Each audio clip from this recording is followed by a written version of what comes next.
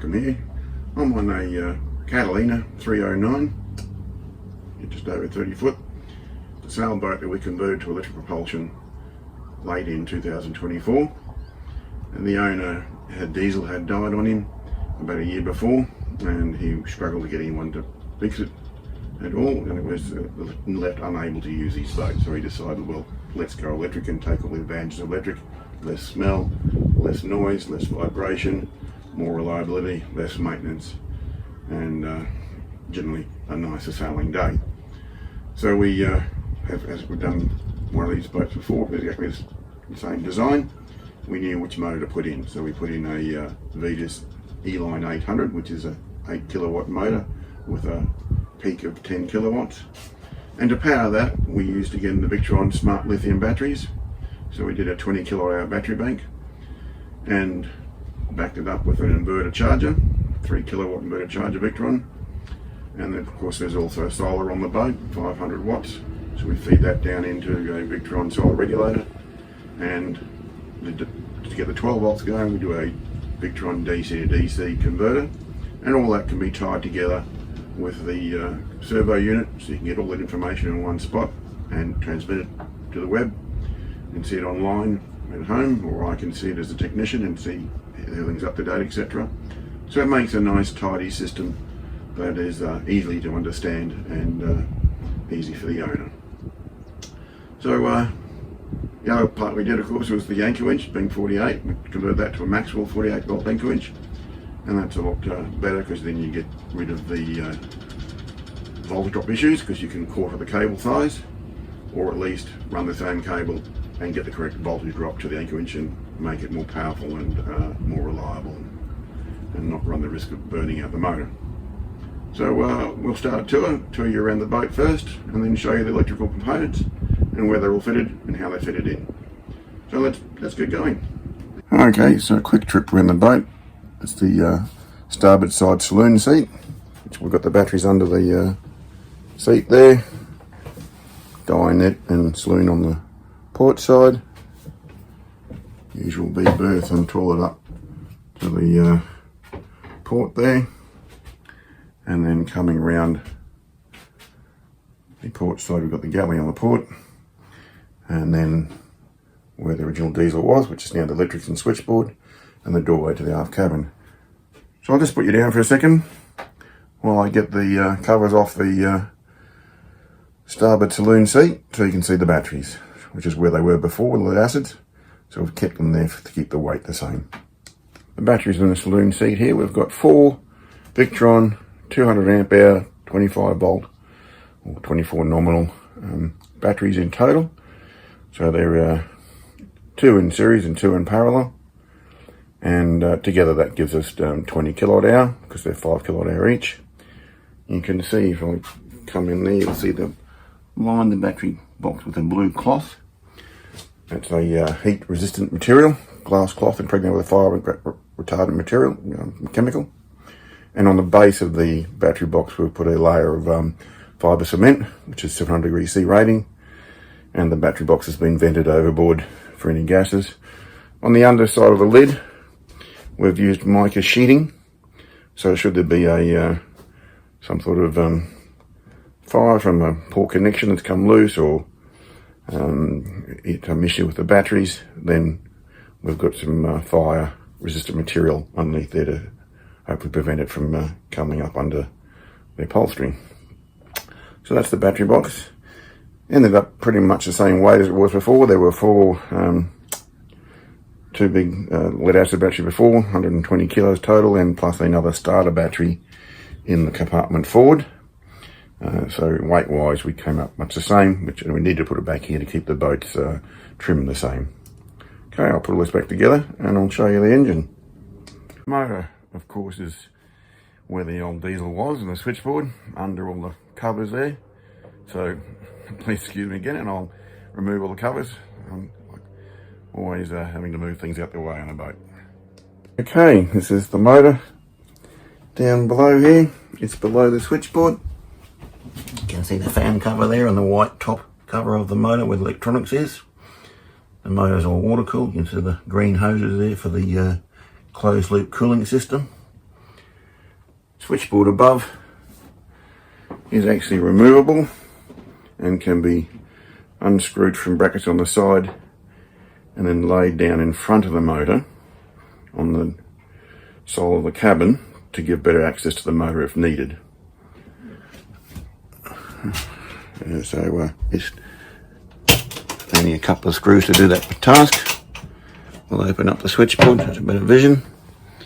So left hand side there you've got the main switch. The blue square there is the Victron BMS and linked into all the system. The black looking circuit breaker is actually a surge diverter for protection against lightning and over voltage issues. Then the row of miniature DIN rail mounted circuit breakers for various jobs, and a spare one there should the owner in the future wish to power his dinghy electric outboard, which could be used as an auxiliary power. We've done it for a couple of customers as well, where they can take their dinghy outboard, put it on the transom, and we can link into the main battery bank, so they've got a lot more batteries for duration, and give themselves auxiliary power. A bit like the old days where people had the big petrol outboard and a little one and as an auxiliary. We can utilise the dinghy outboard the same way. So that's the switchboard. It's all compact and in that one box, and in the area where the diesel motor was. As I said, it actually takes up less room than diesel, so should the owner decide to cut the box down, it could have more access into the galley. Previous boat they did just that and made their engine bay smaller and gave themselves more access into their cabin area by having a smaller motor bay cover. So that's the motor bay and its electrics, and we'll move on. Got the switchboard here. We kept the original panel, which has got the AC and 12 volt switches in it. The red isolating switch we changed from a 1-2 both battery switch to just an on-off switch, because this boat only has the singular 48 volt battery bank, and the 12 volt system is powered by DC to DC reducer converter. As you see lit up here above is the display for the servo. That's the second screen. You do have the first sort of overall screen giving you the solar input and the boat's loads and so forth, voltage information. On the overview screen you can tap the solar and go deeper into the solar information as to your yield and maximum minimum voltage, etc. The top left hand corner here, you can go directly to your inverter settings without having to go in via the setting mode and set the current you want from your shore power lead and whether you want the inverter on or off, charge mode, etc. So they're a very intuitive little screen and give you a lot of information on how your boat is going. And of course via the VRM, all that information is transmitted online, so the owner and myself can see how his boat's going before he even gets down here, and we can update programs on the equipment over the net. This red switch to the right here is a safety switch. We've connected to the main circuit breaker in the motor bay area, so should there be a problem that you're worried about and you need to shut the boat down ASAP, you haven't got to go disassembling the covers to get to the main switch. You can flick the switch here onto the cover and shut all the batteries down for safety. Okay, we'll undo the switchboard front and show you the behind. Well, the switchboard open, you can see on the blue box the right hand side there is the 30 amp DC to DC converter for the 12 volt system, and then to the left of it is the Servo GX communication device, which takes all the inputs, and up should get this up there is the Wi-Fi, so we can transmit that data back by the VRM so the owner can see it at home and I can see it online and do any adjustments or programming update for him. So the switchboard actually ended up being probably less complicated than it was when it was a 12 volt situation. The two larger battery cables on the left there are for the anchor winch, which is now 48 volt.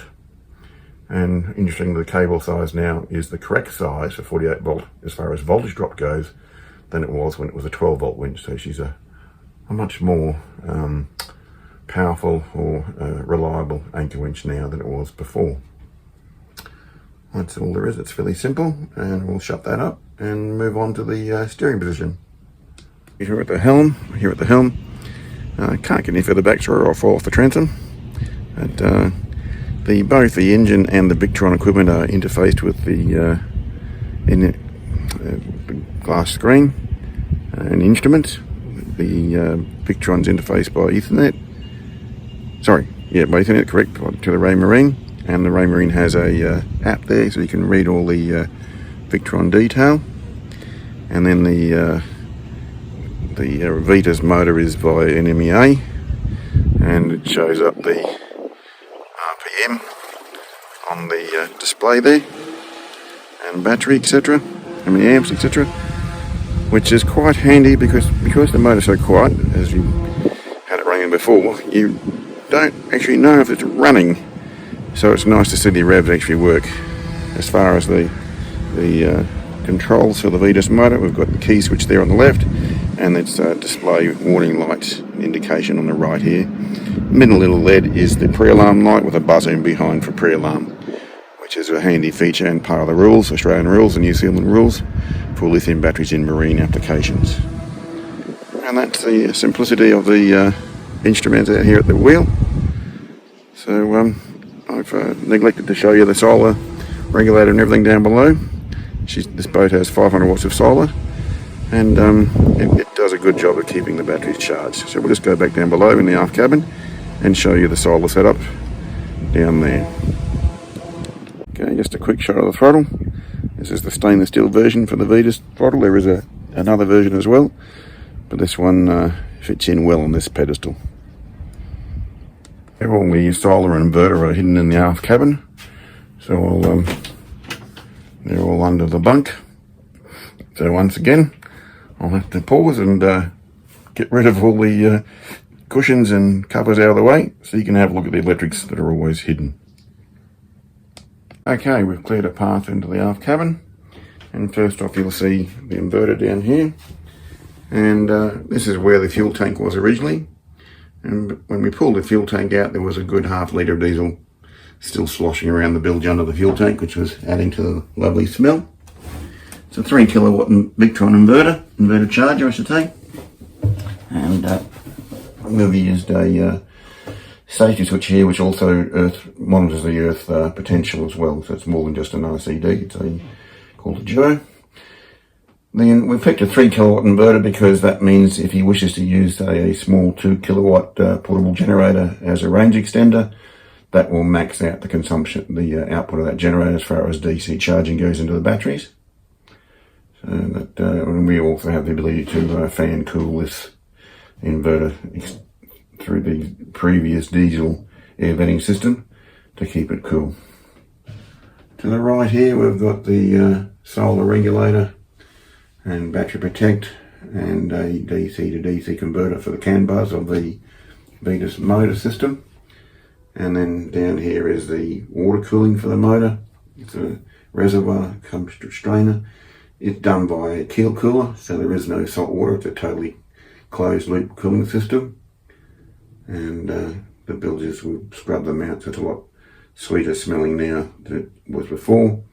The motor has its own thrust bearing, so no need for thrust bearing.